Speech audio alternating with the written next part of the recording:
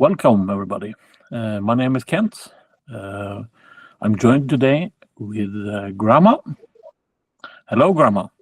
Hello. Hello again, I should say. It's good to be with you today. We had a program last week, which we ended with a question. Yes. The question was about freedom. So, Grandma, what is freedom for you? Oh, it's two things. Truth and freedom are twins in my world, and it's two kinds of freedom: inner freedom and physical freedom. And what is being taken away from us now is the physical freedom. Yeah. Are there any limits to freedom in a society? And if so, what are they? No, I don't think so. You cannot commit crimes, of course, but I want to tell a little story about this. When I grew up, we didn't have TV or internet or stuff like this. So our entertainment, it was books. So all children was reading a lot at that time. And across from my school was a library. It was a small one, but was a library. And this was at the height of the Cold War. And the Russian writers, they was hidden in the basement. All their books was hidden in the basement. Dostoevsky,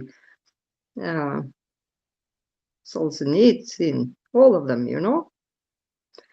So, but in 1973, it happened something crucial. Alexander Solzhenitsyn, he was expelled from Soviet Union, and he landed in Oslo.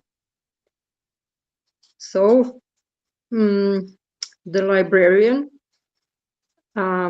she was a woman with, the brown skirt and flat shoes, and her hair tied in a knot in the back, and she loved to make the children read, And she was taking me down to the basement to find the Russian books. And I don't remember who was writing about this, but it was about Gulag. And it was one scene there who made a very deep impression on me. It was about, I think maybe it was Solzhenitsyn.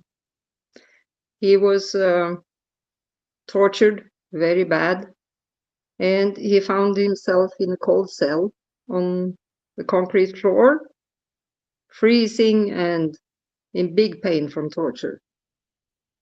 And at that moment, it occurred to him that he didn't give them his thoughts, what he had on his mind, and it occurred to him he was free. That made a very deep impression with me. So our inner freedom is always intact, unless we give it away, of course. But it's different with the physical freedom, which we was experiencing the last few years that went by. How did this affect you? What I was reading, or? I mean, the last few years. Oh, your yeah. personal freedom? Mm. It was, for me, it was, I could not believe it. Really, I could not believe it. Growing up in a country after the war where we got rid of the Germans, and we was free again, and like my parents, they was traumatized by the war, but very happy to be free again. And I could really, and fast forward to 2020, I could not believe that this was happening. To shut us in the house and to try to force us to this medical experiment and to wear masks to protect us from airborne viruses, which is a big joke, of course.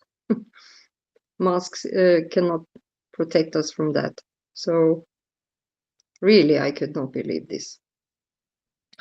So you're really saying true. that, so you're saying that your freedom is an inherent right, not something you must earn. Is this No, correct, or yeah, absolutely yes. Has nothing. Our freedom as human beings has nothing to do with democracy or the law of the land or something like this. No, it's embedded in the human rights, the Human Rights Declaration from the UN. Our freedom is embedded there. And really, I could not believe it. I could not believe my... so in the beginning, it was very, very, how to say, traumatic. But then I remembered that time I was reading that book. And it made me remember I was free, even though they tried to take my freedom away. if I say to you that how does access to information influence personal freedom? Yeah, that's a big one also, of course. It is. The censorship during that time in platforms like Facebook, for example, was quite heavy. And yeah, it would be shadow banned or yeah. Was Facebook the only thing that was doing this, or what do you think about the other platforms?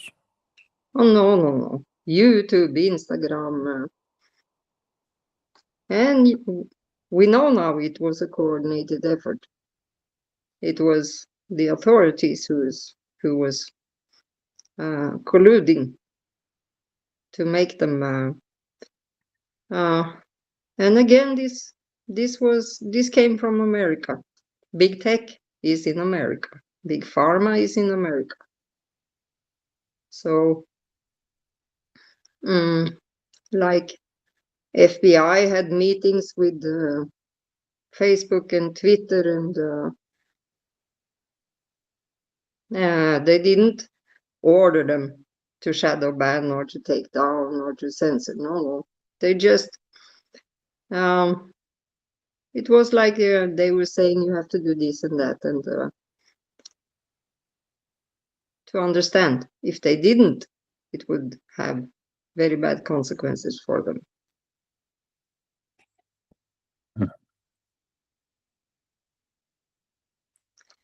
But you know, If I- then Elon Musk, he bought Twitter, renamed it X, and a lot of people, including me, was very skeptic about this.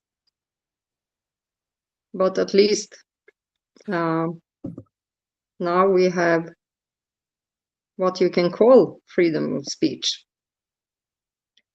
And again, freedom of speech is a human right. It's not something that the politicians can decide, and they have been broken the constitution in, I would say, every country in the West, because it's not allowed to. They was outsourcing censorship to social media platforms, to not be responsible for it themselves, but they made these social platforms to censor. What do you think about this? Does economic dependence restrict freedom? And in that case, to what extent do you think?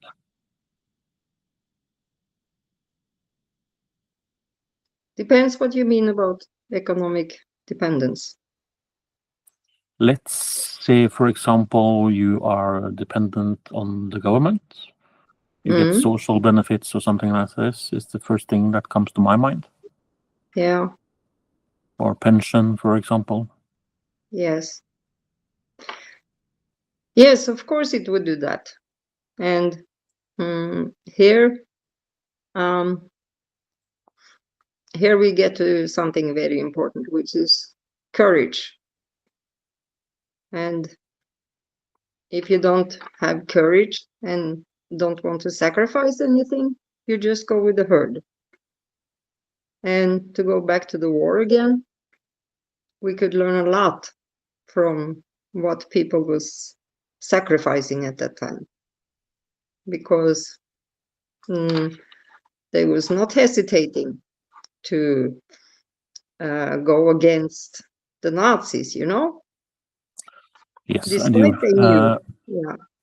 Yeah. In this regard, we are coming up to an important date. Yes. 80 years ago. Yes. Since. How does this affect our area, Norway, Europe, and the rest of the world, do you think?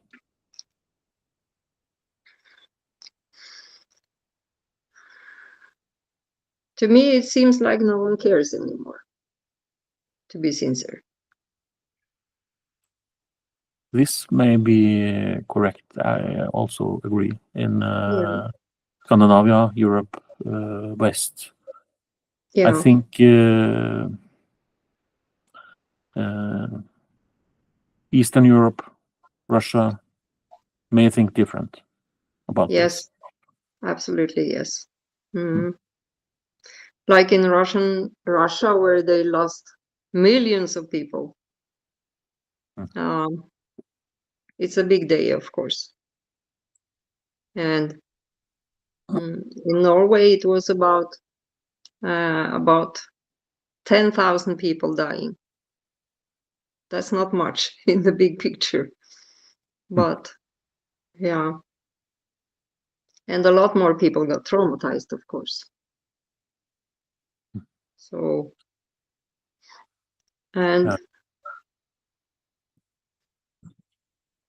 it's so sad that this is forgotten, because in some way we are trampling on the sacrifices a lot of people did during that time.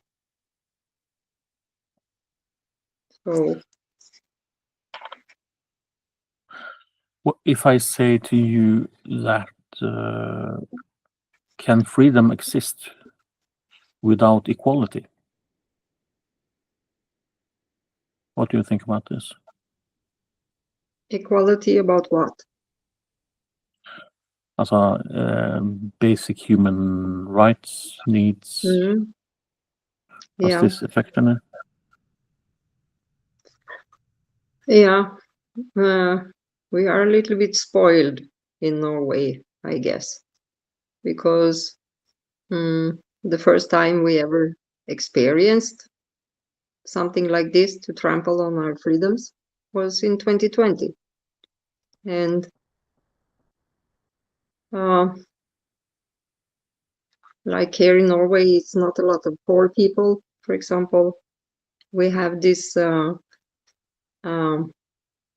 everyone get money for food if they need. They get a roof over their head. So we are a little bit spoiled in Norway in that way, I think. And maybe that's also the reason that people do not care so much anymore. Is this special for us, or do other nations think otherwise? Yeah, a lot of countries in Europe have something similar or something. But there are also countries who, one example is Romania, which I know quite much about. There they don't have, like, if you're not able to work and you cannot provide for yourself, you have to go beg, you know? So, and the strange thing is that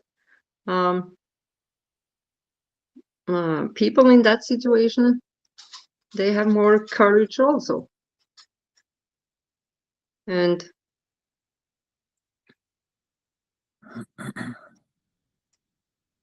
yeah, that's a big thing.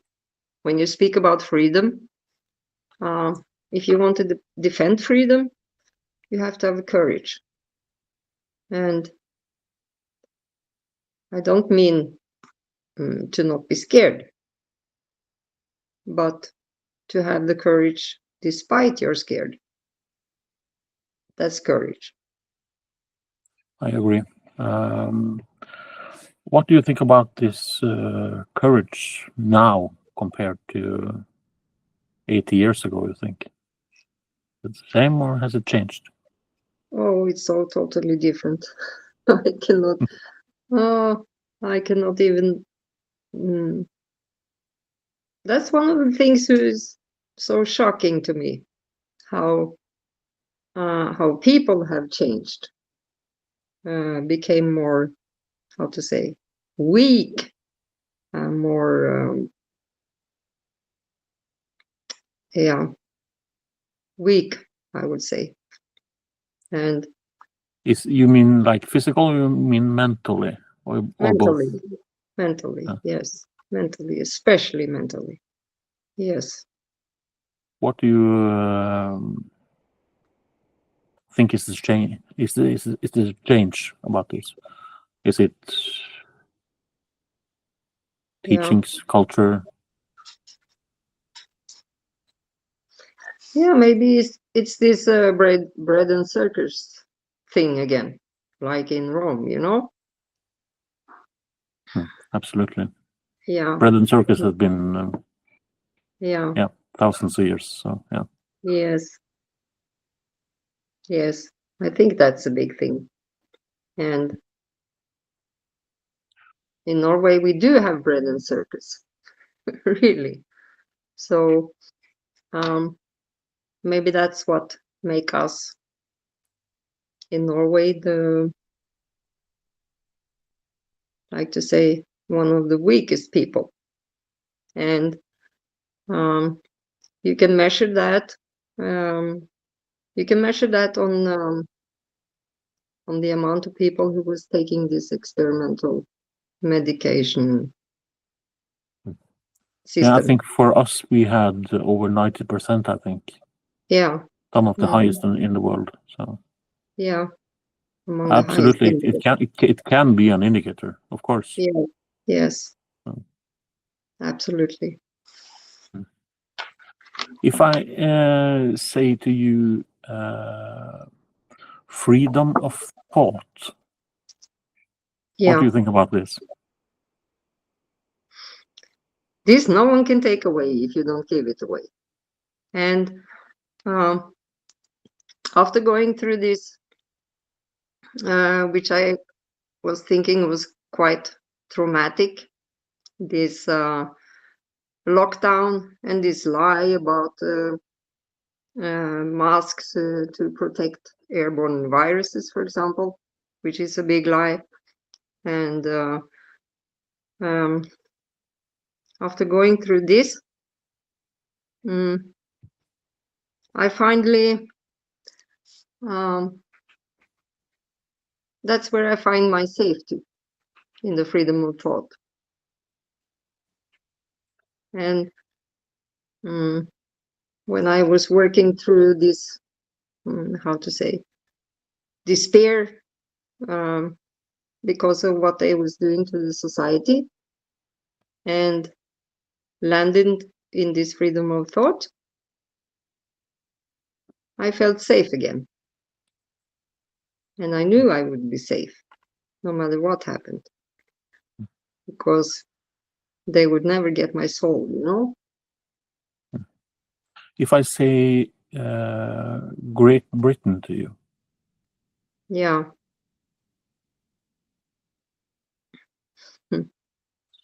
and I say thought police, Yes. you gave a reference to this, the last program we had. Yeah. I did. Have they come further than us towards this? Yeah, Is it a absolutely. European thing, or is Yeah. it world? They didn't start arresting people because of speech in Norway still. But in Britain, you know, and it's so strange because it was in Britain, it was where, yeah, you know, Magna Carta and freedom of speech and Speaker's Corner in London, which was there for, I think, thousands of years. And it's so strange that in Britain they are arresting people for social posts, you know, and not social posts who break the law, because freedom of speech is not unlimited.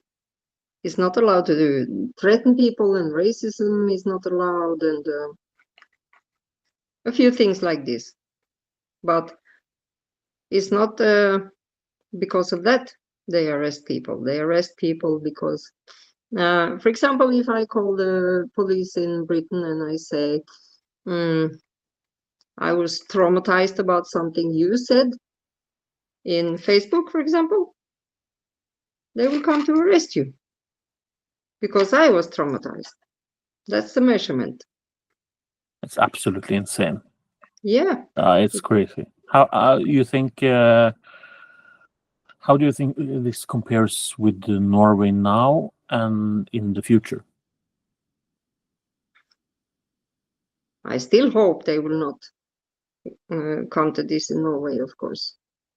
But like you see with how things are going, it looks like they will come to this here also. At the moment, it's a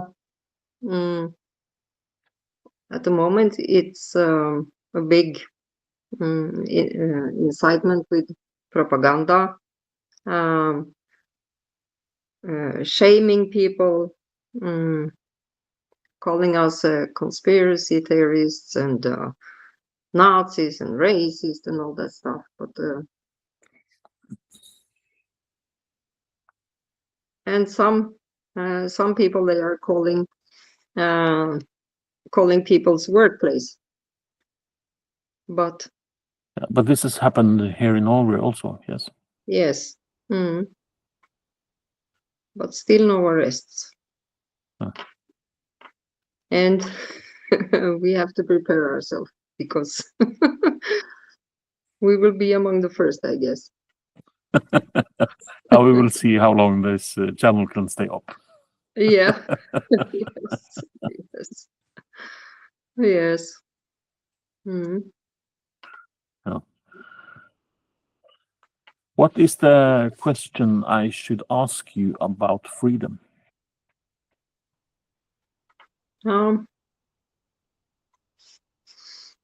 What I would say is for people to not be scared and to understand that freedom is a birthright and that we are free. Unless you give up your freedom, you are free. But the problem is a lot of people, they don't want freedom. They want a substitute mom and dad, to tell them what to do and that's very sad. Yeah. At least there is a few percent that will probably, like us, not agree. Yes. Yes. Hopefully not alone. No. No, we will never.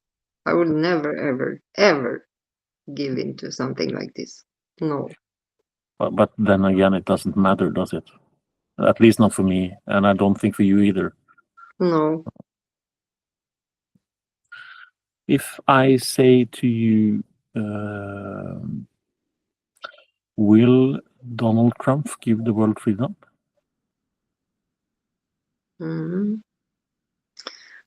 Yeah. Maybe we should speak about that next time. Because that's one of the very toxic questions nowadays. So I agree, Grandma. Then I will say thank you for today. Thank you, everybody, for listening. And, thank you also. Yeah. See you guys next time. Yes. Goodbye for now. Bye-bye. Goodbye. Bye-bye.